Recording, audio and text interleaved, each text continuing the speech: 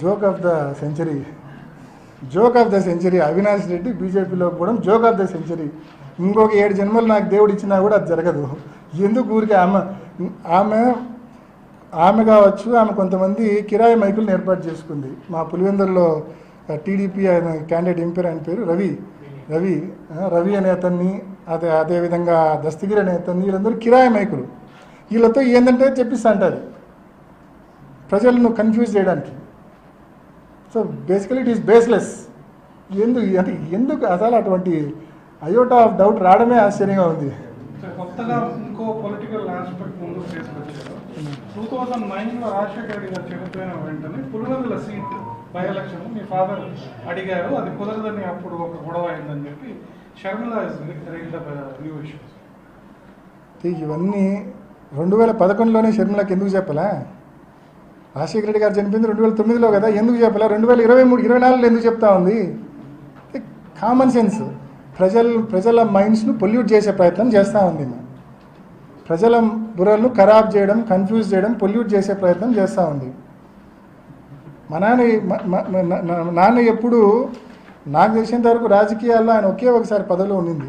ఇంతకుముందు ఉప సర్పంచ్గా పులివెందులకు ఉన్నాడు. తర్వాత ఎన్టీఆర్ టైంలో అనుకుంటా వేముల ఏకగ్రీవం కావాలని చెప్పి రాజశేఖర రెడ్డి గారు స్వయంగా నాన్న నువ్వు ఉండు వేములకు జెడ్పీటీసీగా అంటే పులివెందులకు వేములకు అప్పుడు జెడ్పీటీసీగా ఉన్నాడు అంతే. ఎప్పుడు వేములకు. సో ఎప్పుడు పదవుల్లో ఆయన ఎప్పుడు లేడు. ఆయన ఎప్పుడు పెద్దగా కోరింది కూడా లేదు పదవులు కావాలని. అంటే వీళ్ళు చెప్పేది ఎప్పటి నుంచో ఫ్యామిలీకి డెకేడ్స్ నుంచి 2 ఫ్యామిలీలకు స్ప్లిట్ ఉందని చెప్తారు. అంటే మా నాన్న వివేకానంద రెడ్డి గారి గెలుపు కోసము అండ్ 2 సార్లు ఎమ్మెల్యే, ఎంపీ, ఎన్నోసార్లు వివేకానంద రెడ్డి గారి గెలుపు కోసం మా నాన్న కృషి చేసినాడు, కష్టపడినాడు. మా నాన్న కూడా పులివెందుల్లో ఒక 2-3 మండలాలు చూసుకుంటా అన్నాడు. సో ఈ సడన్గా ఈరోజు వచ్చి మా ఎన్నో డెకేడ్స్గా మాకు వాళ్ళకు మధ్య విభేదాలు ఉన్నాయని చెప్పడం అనేది హాస్యాస్పదంగా అనిపిస్తుంది. అంత విభేదాలు ఉంటే ఏంటికి కానీ నాకు ఫస్ట్ ఫోన్ చేసింది ఎందుకు చేసినారు? మీరే కదా చేసింది నాకు ఫస్ట్ ఫోన్. ఏంటికి చేసినట్టు? అంత విభేదాలు ఉన్న వ్యక్తికి చేయకూడదు కదా. సో ఏదన్నా మాట్లాడితే అర్థం ఉండాలి. అర్థం లేకుండా మాట్లాడకూడదు. అండ్ మరీ ముఖ్యంగా చెప్తున్నా వివేకం సారు చనిపోయే రోజు కూడా నా కోసం పనిచేసినాడు. మనస్ఫూర్తిగా చెప్తున్నా. ఈరోజు ఎంపీ టికెట్ను ఒక మోటివ్గా చూపించడము అంతకంటే నీచం ఉండదు. చనిపోయే రోజు 2014 చివరి రోజు ప్రచారం మీరు ఒకసారి చూడండి. డెకేడ్స్ నుంచి విభేదాలు ఉన్నాయని మా అక్కలు చెప్తా ఉన్నారు. కానీ వివేకం సార్ పాపం ఎప్పుడూ అట్లా లేడు. 2014 ప్రచారం చివరి రోజు వేంపల్లి టౌన్లో తిరిగినాం. మీ దగ్గర పాత వీడియోలు ఉంటే తీసి చూడండి. వేంపల్లి టౌన్లో 3 గంటలు ర్యాలీ చేసి వేంపల్లి అడ్ రోడ్లో ఆయన ప్రసంగించినాడు. ఆ 3 గంటల ర్యాలీలో కావచ్చు, అడ్ రోడ్లో కావచ్చు, ఆయన ఒక 10 సార్లు చెప్పినాడు నా 2 కొడుకులను జగన్ను అవినాష్ను గెలిపిండి, రామలక్ష్మణ్ను గెలిపిండి అని 10 సార్లు చెప్పినాడు ఆ మీటింగ్లో. ఇష్టం లేకుండా చెప్తారా అట్లా? సాధ్యమా మనిషికి చెప్పడం అట్లా? మనస్ఫూర్తిగా పాపం ఆయన అంత బాగా మనకు చెప్తే చివరి రోజు కూడా ఇందాక సుంతక్క మాట్లాడిన చనిపోయిన తర్వాత 10 రోజుల్లో మాట్లాడిన వీడియో ఇందాక మీకు వినిపించా. ఏమని చెప్పింది? వాళ్ళ నాన్న ఏం చేస్తానని చెప్పింది? చివరి రోజుల్లో అవినాష్ గెలుపు కోసము, జగనన్న గెలుపు కోసము తిరుగుతా ఉన్నాడని చెప్పింది స్పష్టంగా. నేను సునీతక్కను సిబిఐని క్వశ్చన్ చేస్తా ఉన్నాను. మడూరు గ్రామంలో 300 ఇల్లు ఆ రోజు డోర్ టు డోర్ తిరిగినాడు.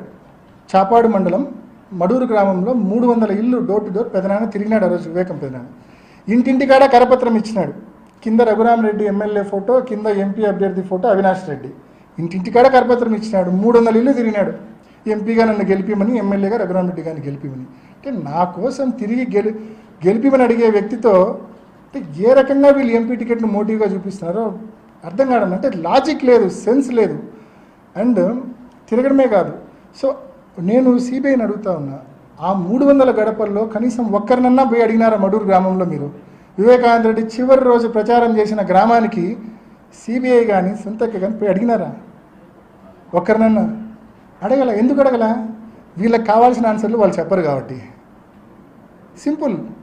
రెండోది, ఎమ్మెల్సీ ఎన్నికల గురించి విమర్శ చేస్తారు. 834 మంది ఓటర్లు ఉన్నారు అబ్బా ఎమ్మెల్సీలో ఏదో బ్యాక్ స్టాప్ చేసినామని నిందేసినారు. అంటే success has many fathers, failure is orphan అన్నట్టు ఫెయిల్యూర్ అయినప్పుడు ఈ రకంగా నిందలు పడతాయి అనుకోండి, ఇంత సిన్సియర్గా పనిచేసినా పడతాయి అనుకోండి. అయితే ఆ రకంగా నిందేసిన తర్వాత 830 ఎందుకు గాను సిబిఐ కేవలం సునీతకు అలిగేషన్ చేయడమే కానీ కనీసం ఒక్క ఓటర్నన్నా పిలిచి సిబిఐ అవినాష్ మాకు అట్లా చేయమన్నాడు, బ్యాక్ స్టాప్ చేయమన్నాడు అని చెప్పించినారు. పోనీ గెలిచిన బీటెక్ రవే లాస్ట్కి చెప్పలేదు కదండి. బీటెక్ రవి చెప్పాలి కదా, నా గెలుపుకు కారణం అవినాష్ అని చెప్పాలి కదా, ఆ పక్క బ్యాక్ స్టాప్ చేసింటే నేను గెలిచిన అని చెప్పాలి కదా. టిల్ డేట్ ఆయనే చెప్పలేదు కదండి కనీసము. మీ నాన్న మీద అనైతికంగా అక్రమంగా గెలిచిన బీటెక్ రవి ఈరోజు మీకు మంచోడు, ఒక కిరాయి మైక్. ఈరోజు మీ నాన్న కోసం ఎన్నో ఎలక్షన్లు కష్టపడి పనిచేసిన మేము ఈరోజు మాతో విభేదాలు ఉన్నాయి, family disputes for the past decades అని చెప్పి మా మీద అంటారు. లాజిక్ ఉందా, సెన్స్ ఉందా మీరు మాట్లాడే దాంట్లో అని చెప్పి నేను క్వశ్చన్ చేస్తా ఉన్నాను. సిబిఐ కూడా ఎందుకైనా మడూరులో 300 ఇళ్ళు పెదనాన్ని తిరిగితే 300 గడపల్లో ఒక్కరిని కూడా పిలిచి ఎందుకు ఇన్వెస్టిగేట్ చేయలే? ఎందుకు కానీ ఎమ్మెల్సీ ఎన్నికల్లో 834 ఓటర్లు ఉంటే ఎందుకు కానీ ఒక్కరిని కూడా ఇన్వెస్టిగేట్ చేయలే? ఆ రోజు ఉదయం జమ్మలమడుగులో జీకే కొండారెడ్డి పార్టీ జాయినింగ్ నేను ఇంటికి పోవాలా, ఎందుకు కానీ కొండారెడ్డిని కానీ ఆ రోజు జాయిన్ అయిన వాళ్ళని కానీ ఒక్కరిని కూడా పిలిచి ఆ రోజు ఎంపీ రావాల్సి ఉందా లేదా అనేది ఒక్కరిని కూడా ఎందుకు ఇన్వెస్టిగేట్ చేయలే? దిస్ ఈజ్ లోపభూయిష్టమైన ఇన్వెస్టిగేషన్, ఫాల్స్ ఇన్వెస్టిగేషన్. ఇంత లోపాలతో కూడిన ఇన్వెస్టిగేషన్, నేను ఎన్నో లోపాలు మీ ముందు ఇప్పుడు ఎత్తి చూపిన, ఇంత లోపాలతో కూడిన ఇన్వెస్టిగేషన్ను బేస్ చేసుకొని మనుషులను టార్గెట్ చేసి సంవత్సరాలు మనుషుల్ని లోపలేసే ఇది జరుగుతుందంటే ఒక్కసారి ఆలోచించండి. న్యాచురల్ జస్టిస్ అనేది నిజంగా సామాన్యుడు సుంతక్క మాదిరి ఒక మాదిరి స్టేట్మెంట్ ఇచ్చి మళ్ళా పోయి నెల తర్వాత పోయి నా అది కాదు నేను మర్చిపోయినా తూచంటే ఒప్పుకుంటారు ఇంకొకరైతే. సామాన్యుడికి సాధ్యమా అది? మా సుంతక్క లాంటి వాళ్ళకు సాధ్యం అది. దస్తగిరి లాంటి అప్రూవర్లు చేయడం సామాన్యులకు సాధ్యమా? మా సుంతక్కకు సిబిఐకి అయితే సాధ్యం. కాబట్టి ఏది ఏమైనా వీళ్ళు ఎన్ని కుట్రలు చేసినా, చంద్రబాబు కుట్రల్లో కుతంత్రాల్లో భాగంగా వీళ్ళు ఏమి చేసినా సరే న్యాయ వ్యవస్థ మీద సంపూర్ణమైన విశ్వాసం ఉంది. ఆ వ్యవస్థ మీద ఉన్న విశ్వాసంతో చెప్తా ఉన్నా, తప్పకుండా 100% ఎటువంటిది ఈ కేసులో పసే లేదు. ఇందాక నేను చెప్పిన హియర్స్ ఎవిడెన్స్ కావచ్చు, నేను చెప్పిన గూగుల్ టేక్అవుట్ కావచ్చు, అదేవిధంగా వాట్సాప్ టైం స్టాంప్స్ కావచ్చు, మీకు వివరంగా